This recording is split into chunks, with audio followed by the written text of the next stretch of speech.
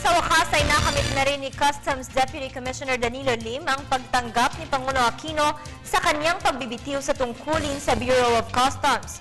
Kung ano ang plano para sa kanya, malalaman natin sa report na ito ni Elena Luna.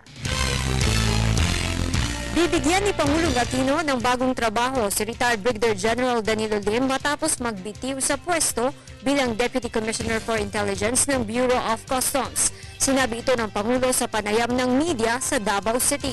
I'll be giving him a new assignment. We're still in the process of discussing where exactly his new assignment will be. I spent most of the time getting briefed on the nitty-gritty as far as the customs is concerned, the problems that he encountered, issues, para mas nabigyan ng substance yung aking mga suspicions before. So afterwards, he will be given out of customs. Nagbitiw sa pwesto si Lim matapos ihayag ng Pangulo sa kanyang sona ang pagkadismaya sa nangyayari sa Bureau of Customs. Nagdesisyon ng Pangulo matapos silang mag-usap ni Lim nitong Martes.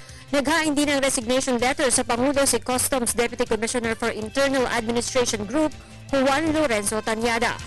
I haven't talked to him, but Commissioner Biason is batting to retain Deputy Commissioner Tanyada.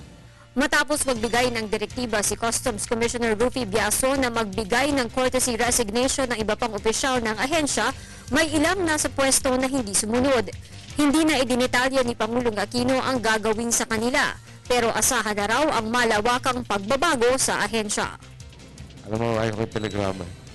Basta, be assured, I think I said yesterday or the other day, na within the month, or within a month after we finish the plans, you will see a radical transformation of the Bureau of Customs. Para sa Telebisyon ng Bayan, Elena Luna.